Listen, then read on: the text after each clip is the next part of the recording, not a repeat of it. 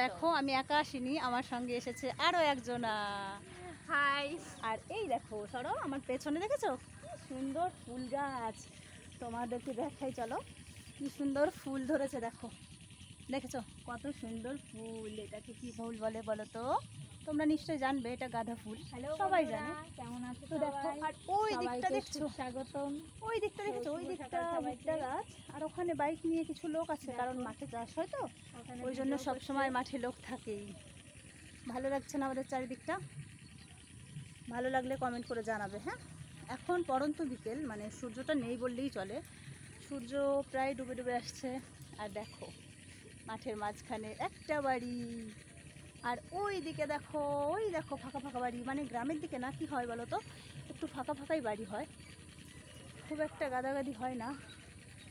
সবাই দেখো, ওই দিকে দেখো একটা পাকা বাড়ি আছে, সেই পাকা বাড়ির ছাদে সবাই বসে বসে আমাদের দেখছে যে আমরা কী করছি।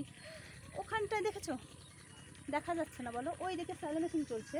যদি এটা দুপুর হতো, বিকেল না হয়ে, আমি একটু স্নান করে আসতাম, খুব মজা লাগতো। তো আজকে এখন চলে যাব, টাটা।